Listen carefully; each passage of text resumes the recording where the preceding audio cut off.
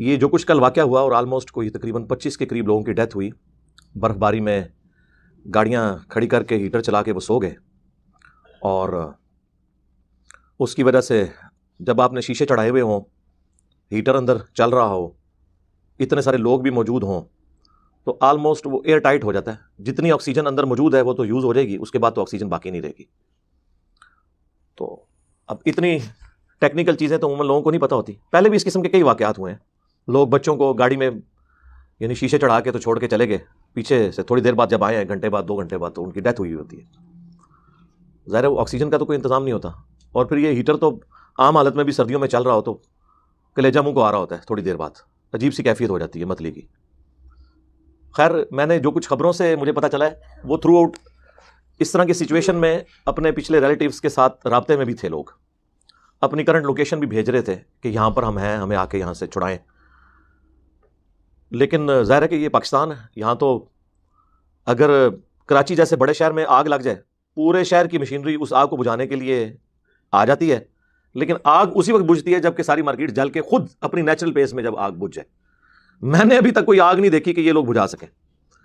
باقی safety measures جو ہیں دکانوں کے اوپر، مارکیٹس کے اندر آگ بجھانے والے انسٹرومنٹس باقاعدہ طور پر، پھر ان کو دیکھنا کہ ان کی ایکسپائری ڈیٹ تو نہیں کہیں ہو چکی. یہ ساری چیزیں یہاں تو کوئی اس طرح کا رواج ہی نہیں ہے.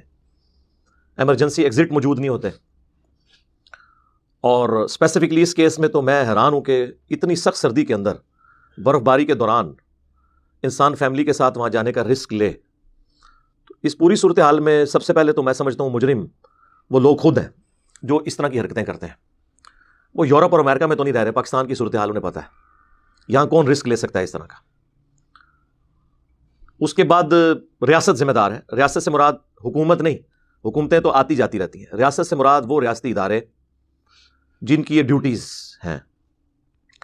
اس میں آپ ٹریفک پولیس کو بھی لے سکتے ہیں، اسی طریقے سے تحصیل میونسپل کمیٹیاں جو ہیں ان کو لے سکتے ہیں، جن کی پرائمری رسپانسبلٹی ہوتی ہے کسی بھی علاقے کے اندر کیٹاسٹرافک کنڈیشن کو دیکھنے کی. فوج اس میں اس لیے نہیں آتی کہ فوج کو تو جب تک سویلین حکومت طلب نہ کرے اس وقت تک اس نے آنا نہیں ہوتا. پہلے تو ان لوگوں نے یہ فرنٹ لائن کے اوپر تو یہی لوگ ہوتے ہیں. پھر پاکستان میں یہ بھی صورتحال ہے کہ اگر کوئی ٹریفک پولیس والا کسی کو روک دے کہ بھئی آپ نے آگے نہیں جانا، آگے خطرہ ہے، تو کوئی اپنا کارڈ دکھا کے، کوئی کسی کو فون کروا کے، اور کوئی کسی کو کسی کی دھونس لگا کے وہ آگے چلا جاتا ہے. یہی آپ یورپ اور امریکہ میں ہوں اور قانون ہو تو پرائم منسٹر کی بھی مجال نہیں ہے کہ وہ اس باؤنڈری کو کراس کر کے آگے جا سکے. یہاں تو ہر بندہ ہی بادشاہ، آپ کو پتہ ہے. تو ریاست اس اعتبار سے مجرم ہے کہ وہ اس طرح کی سختی نہیں کرتی، اور پھر یہ بہانے کرتے ہیں کہ جی لوگ قابو میں نہیں آتے. لوگ آ جاتے ہیں میرے بھائی قابو میں، آپ لانے نہیں چاہتے ان کو، کیوں نہیں آئیں گے وہ قابو میں. اور تیسرے نمبر پہ پھر حکومت کا بھی یہ کام ہے کم از کم ایک جوڈیشل کمیشن بنا کے یہ پوری تحقیق کی جائے اس پورے ایشو کی، لوگوں کو سزا دی جائے تاکہ ایک پریسیڈنٹ سیٹ ہو آندہ کہ اس طرح کے واقعات کو ہم اوائڈ کر سکیں. جنہوں نے دنیا سے جانا تھا وہ تو چلے گئے. وہ تو اتنی دردناک ویڈیوز ہیں، یقین کریں جب مجھے کل دکھائیں بھائیوں نے. میرے بھی اپنے 4 بچے ہیں، آلموسٹ انہی عمروں کے ہیں، تو انسان کا کلیجہ منہ کو آ جاتا ہے ایک بار یہ ساری صورتحال دیکھ کے. تھوڑی دیر پہلے وہی بچے جو ہیں وہ اس طرح کی ویڈیوز ان کی وہ کتنے ہنسی خوشی جا رہے ہیں. ان میں سے بلکہ وہ ان کا والد ایک بچے سے پوچھتا ہے ہاں جی ادھر ہی رہنا یا واپس جانا ہے، تو انہوں نے کہا جی ہم نے واپس نہیں جانا. میں نے کہا پتہ نہیں کوئی قبولیت کی گھڑی تھی، وہ واپس پھر آئے کوئی نہیں ہے. تو انسان ایک بار ہل جاتا ہے. خیر یہ ہلنے کے بعد یہ بھی ہونا چاہیے کہ انسان عبرت حاصل کرے اور اپنی آخرت کی تیاری بھی شروع کرے. صرف اس طرح کے واقعات کو دیکھ کر اس طرح کی ویڈیوز شیئر کروا کے سنسنی پھیلانے کی ضرورت نہیں ہے، بلکہ آپ نے اس سے عبرت حاصل کرنی ہے کہ کسی شخص کو موت کے منہ میں جانے کے لیے 60 سال کی عمر تک پہنچنا یا 70 سال کی عمر تک پہنچنا ضروری نہیں ہے. کسی بھی وقت موت آ سکتی ہے اور اس کا ایک وقت مقرر ہے. باقی جو مس ہینڈلنگ ہوتی ہیں وہ اپنی جگہ، لیکن موت بہرحال ہر شخص کی ہے. ہر شخص کا دنیا سے ایگزٹ ہے. کسی نے روڈ ایکسیڈنٹ میں مرنا ہے، کسی نے ہارٹ فیلئر سے مرنا ہے، کسی نے کڈنی فیلئر سے مرنا ہے، کسی نے ایئر کریش میں مرنا ہے، کسی نے شیر کے پیٹ میں جا کے اس کی قبر بننی ہے. ہر شخص نے دنیا سے جانا ہے. لیکن اس طرح کے جو واقعات ہوتے ہیں یہ ایٹ لیسٹ عبرت ہو جاتے ہیں باقی لوگوں کے لیے کہ اپنی موت کی تیاری کر لیں. بعض اوقات شیطان یہ بھی وسوسے دلاتا ہے کہ یہ چھوٹے چھوٹے بچوں کا کیا قصور تھا، اللہ نے موت کیوں دے دی. میرے بھائی روزانہ اپنی نیچرل پیس میں بھی 1 گھنٹے میں 6000 کے قریب لوگ مرتے ہیں. آلموسٹ آپ سمجھ لیں 1.5 لاکھ کے قریب 24 گھنٹے میں. ان میں سے بھی 30,000 سے زیادہ مسلمان ہوتے ہیں جو اپنی نیچرل ڈیتھ میں مرتے ہیں. روزانہ اتنے لوگوں نے مرنا ہوتا ہے. ہاں کبھی کہیں پہ زلزلہ آ جائے، ایک دن کے اندر 50,000 بعض اوقات 1,00,000 تک لوگ مر جاتے ہیں. لوگ کہتے ہیں جی ایک دم اتنے بندے مر گئے. وہ ایک جگہ پہ اتنے بندے مرے نا, ادروائز 1.5 لاکھ بندہ تو روزانہ ہی ویسے مر رہا ہے. تو اس طرح کی جو اموات ہوتی ہیں نا, کسی ایک خاص علاقے کے اندر جو بھیانک موت ہے وہ اس پورے علاقے کے لیے ڈیٹرنس ہو جاتی ہے, عبرت ہو جاتی ہے. اسی طریقے سے کسی ملک کے اندر کوئی بڑا واقعہ ہو جانا پورے ملک کے لیے, باہر کی دنیا کے لیے عبرت ہو جاتا ہے کہ انسان اپنی موت کی تیاری شروع کرے. باقی اللہ کے محبوب صلی اللہ علیہ وآلہ وسلم کی تعلیمات اس حوالے سے بڑی یعنی حیران کن ہے. بخاری اور مسلم دونوں میں حدیث ہے, اللہ کے محبوب صلی اللہ علیہ وآلہ وسلم نے فرمایا کہ رات کے وقت جب تم سو تو مشکیزوں کے منہ بند کر دیا کرو, برتنوں کو ڈھانپ دیا کرو اور چراغ بجھا دیا کرو. پھر آپ علیہ السلام نے فرمایا بعض اوقات چوہا اس چراغ کی بتی کو لے جاتا ہے اور سارے گھر والوں کو جلا کر راکھ کر دیتا ہے. آگ انسان کی دشمن ہے, شیطان بھی آگ سے بنا ہے نا. تو بلکہ بخاری مسلم میں یہ آپ صلی اللہ علیہ وآلہ وسلم کے زمانے میں ایک واقعہ مدینہ شریف میں ہو گیا تھا. اسی طریقے سے وہ جو چوہا ہے وہ لے گیا تھا چراغ کی وہ جو بتی ہوتی ہے. آج کل تو چوہے اس طرح کی حرکتیں اس لیے نہیں کرتے کہ آج کل چراغ کے اندر جو تیل ہے وہ مٹی کا استعمال ہوتا ہے.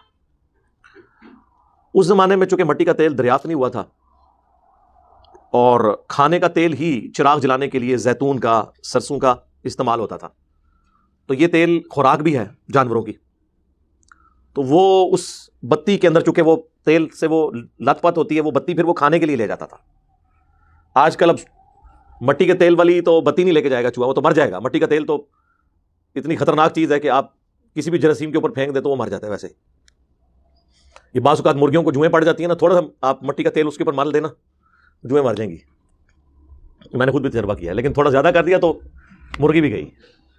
تو آپ صلی اللہ علیہ وآلہ وسلم نے یعنی اس لیول تک جا کے سمجھایا.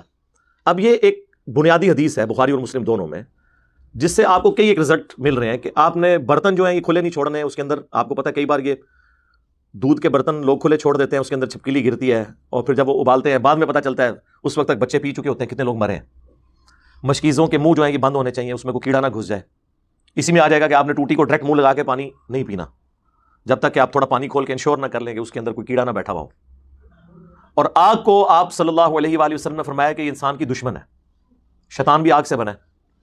تو آگ والی کوئی چیز بھی رات کو جلی ہوئی نہیں ہونی چاہیے, چاہے وہ ہیٹر ہوں گیس کے. آپ آئے دن نہیں سنتے یہ انگیٹھیاں کوئلوں والی یا گیس کے جو ہیٹر ہیں, رات کو لوڈ شیڈنگ ہوئی, گیس چلی گئی, پھر جب گیس آتی ہے تو ظاہر ہے وہ عام ہیٹر تو دوبارہ سے سٹارٹ نہیں ہوتے, وہ پھر کچی گیس یوں نکلتی رہتی ہے, ڈیتھ ہو جاتی ہے لوگوں کی.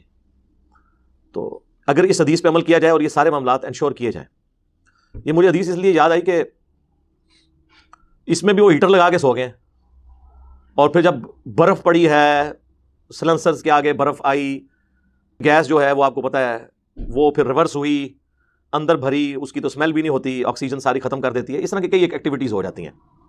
ایون یہ جو آپ گھر میں سوئی گیس استعمال کرتے ہیں نا, جسے سوئی گیس کہتے ہیں آپ, تو اس کی بھی اسمیل نہیں ہوتی ہے, اس میں سلفر ایڈ کی جاتی ہے تاکہ اسمیل آئے اگر کہیں پہ لیکیج ہو.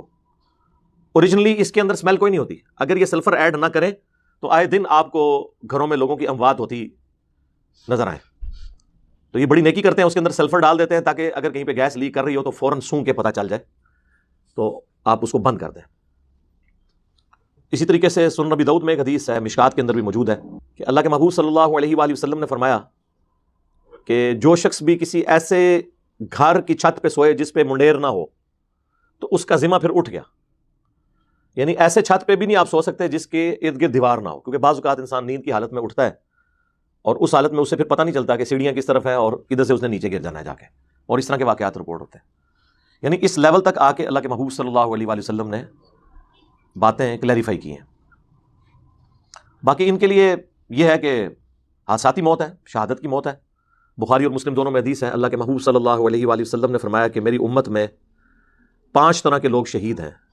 نمبر 1 جو پیٹ درد سے مر جائے, نمبر 2 پانی میں ڈوب کے مرے, نمبر 3 دیوار کے نیچے دب کے مر جائے, اور نمبر 4 طاعون کے مرض میں مر جائے, اور نمبر 5 جو اللہ کی راہ میں قتال کرتا ہوا شہید ہو جائے.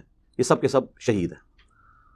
اور سنن نسائی کے اندر المستدرک الحاکم میں اور مشکات میں بھی ایک اور حدیث موجود ہے, سنن نبی داؤد کے اندر بھی ہے, کہ دو اور طرح کے لوگ بھی شہید ہیں، اس میں 7 آئے ہیں، 5 تو یہی آئے ہیں، اور 6 نمبر پہ جو آگ میں جل کے مر جائے وہ بھی شہید، اور 7ویں نمبر پہ وہ عورت جو ڈلیوری کے دوران مر جائے، بچے کی پیدائش کے دوران، تو وہ بھی شہید شمار ہوگی۔ تو یہ اس اعتبار سے تو حادثاتی موت ہے، اللہ تعالیٰ ان کی مغفرت کرے، ان کی غلطیوں سے درگزر فرمائے، نیک کاموں کا اجر عطا فرمائے، اور لواحقین کو صبر دے، اس صبر پہ اجر عظیم عطا فرمائے۔